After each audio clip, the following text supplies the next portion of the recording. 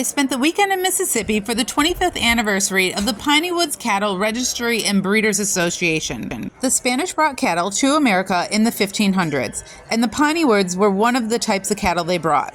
It's hard to believe that this breed of cattle was on the livestock conservation list, as it's my favorite breed. But don't just take my word for it. Let's ask everyone else why they love Pineywoods cattle. The thing I like most about the Pinewoods is the low maintenance. We do not give any antibiotics, any vaccines. Occasionally we might worm a small calf if it doesn't come around quick. They're just low maintenance. And as a result, I grew up that's what cows look like. What I saw in the TV shows growing up as a child in the 60s. Okay. So then we decided to get cattle. So you don't mean they don't look like cows. Yeah. I said they don't have horns and they don't have spots because that's what I grew up with cows look like. I said I want cows that look like cows. I love it. And then from there I learned the history of them, and that's what sold them even more. Justin from Athens, Alabama, and cows are purdy. Well, my favorite thing about Pineywoods cattle is obviously the breed, the heritage of the breed, and the ability to meet all these new friends. Easter eggs. You never know what color you're going to get. Yes, the Hickmans. Okay. The Hickmans, yeah. And the Griffins, you really, sometimes they're kind of like a chocolate color. You might get a little chocolate one in there. Are they normally yellow, though, for the Yes. Griffins? Okay. Yes, with a little bit of white sometimes on their little rear end. Can you follow me just a minute? Yeah. Yeah. That right there is my favorite thing about Pineywoods. And the reason is because I'm in the timber business. I'm a timberman. And my fascination with these cows is another way to manage the understudy of my tree canopy with a natural means rather than a mechanical, very expensive, and burn, which often you can't get burn permits. So this is a potential way to make a much better use of my timberland and at the same time profit from my cattle. So it's a fascinating combination, and I'm very interested in this. Okay, favorite thing about Pineywoods besides the colors, which are unbelievable, beautiful. Every day when I look out in my pasture, all these different colors, all mine are different colors. We just put them in new pasture that has a whole bunch of woods with it, and they have gone in and they are already cleaning out the woods, and I don't have to pay for it. They're cleaning it out for me. Yes. So at no cost. Whereas I've had a landscaper before come and cut down tons of privet and all that kind of stuff, and it all grows back. They're eating the privet. So. Pineywoods is a breed of cattle that works for you instead of you working for them all the time. So that would be my favorite thing. That's what I would say. Well, I mean, that is the fringe benefit. I do love the steak. I grew up with them, they part of my life. I have the Bounds bloodline. My brothers and them have the Diamond. We haven't crossed them yet. And it got down to, I think there was 6 of them. Okay. No, I had 3 and JC had 3. I have the remnants of that. And I've got probably most of the Bounds bloodline that there is left out. I would guess to say probably the early 1900s. Don't hold me to that. I really have no way of knowing. Sure. But his ancestors had them. And the cows I got was off of Bounds cattle and a Bounds bull from a kin person, the same bloodline. All colors. I have them solid white. Okay. I have one that's bluish, purple, red ones. Okay. They have a large variety. Most of them have a decent horn. They will come out with a short horn on different ones. They have a fair bag on them. I have had them that would probably make good milk cows. Okay. Cool. They was a hardy line of them. They was run on Forest Service land, free range. Yes. Okay. Years. And pretty much it about them, you know. Well, they're just the best cow ever, right? I wouldn't raise anything else in a line of cows. My favorite thing about the Pineywoods cows is their color. I like how they're like white and red because most are either just like red or most are just white. I like the color because I just really like red, and so it's really pretty, especially when the sun shines on it. Oh, favorite thing about Well, that's all there. That's the only type of cow that matters is a Pinewood. yeah. Yeah. They're they're the best cattle in the world. They're thrifty, gentle, work for you, clean up all your brush and your bushes, and they're just good.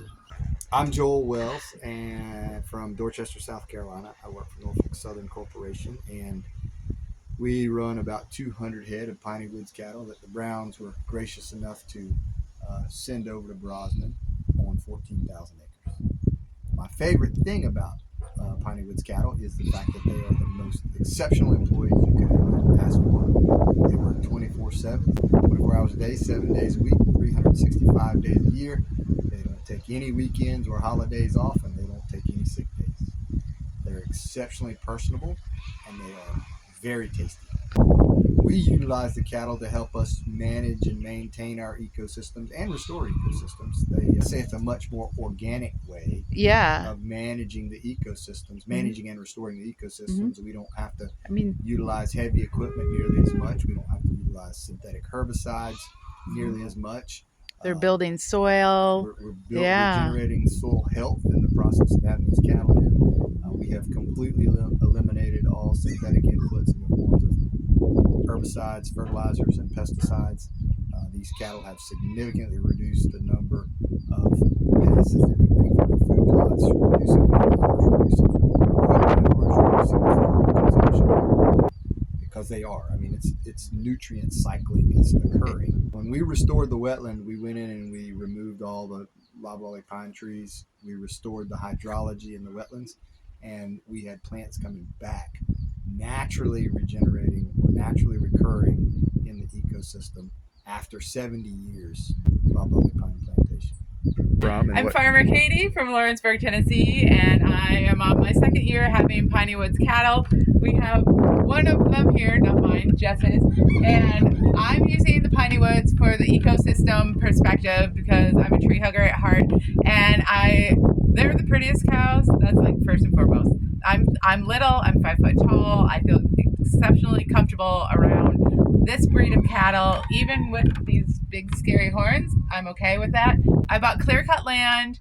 There is no grass for them. I can't do normal breeds of cattle. And the Pineywoods, they went rogue, and they were feral for 200 years. The Pineywoods were brought to the Americas from Spain in 1699, and they were able to survive in many conditions without people.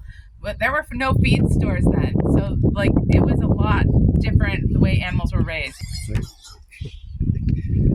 The wind was so bad, I'll have to introduce Jess Brown of Cowpen Creek in Mississippi. He raises Pineywoods cattle, pine tacky horses, and Gulf Coast native sheep. We work with several different lines of Pineywoods cows, different strains. I guess our lines keep up with these strains just because of limited numbers and trying to increase the numbers of those strains. Most of the ones that I work with are some that are here close by in our area between Pearl River, Stone, Harrison, Hancock County area. So we do, the largest herd would be the Hickman cattle. Most of those come out of DeSoto National Forest. The Hickman herd is probably the most diverse color herd, with all derivatives of any kind of red, black, and yellow.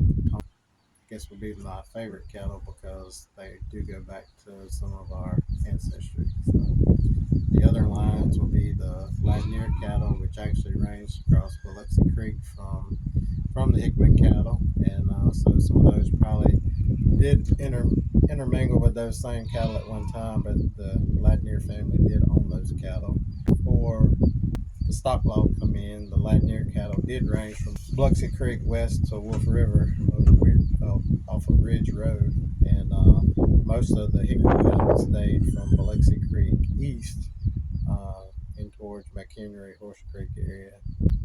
The other cattle we raise are the Griffin cattle. We started with just a few of those, had to implement some breeding practices to build the herd to what we got it to now. We're still actually building the herd. So we've had mainly I used Hickman cows and Ladnier cows and put those with a Griffin bull. We get some half-blood heifers and just started crossing back from there, doing some line breeding to try to get them back to where we have them right now. The other cattle we do are the Dido cattle, which are just kind of southeast of here as well. Mr. C.J. Dido's stock of cattle. We had some of the older cattle of that at one time, and we've had to use some of the newer stuff from Mr. Wayne Dido and Randy Dido to incorporate to the herd to keep those going. So same way with those cattle. I actually used some Hickman cattle to cross with the Dido bulls to build those up. So the other cattle that we actually used to work with, we don't have anymore, would be the Mr. Buck Broaddus stock and the Shoat Broaddus stock from McHenry. Some of the old original cattle that we had was the Cleta Broaddus, which is Mr. Buck Broaddus' wife. We had those cattle, and then we actually used some of our son's cattle, which is Shoat Broaddus, to breed those kind of together as we could. 10 or so years ago, actually sent those cattle to Montana with Ryan Schaefer. He's been breeding those cattle ever since up there. So that worked out good for rehoming and repopulating and growing the Broaddus herd. 2,829 animals in our herd book that are alive. Do you know anywhere I can find a yellow griffin cow or a bull? I said, I know where one cow is, and we had, me and Jess had one yellow griffin cow. And didn't know where a bull was at the time, but we found one at Grand Bay, Alabama. Went down there and picked him up. And that's where we started the yellow griffin cow back from, one cow and a bull. This has been 20 years ago, I guess.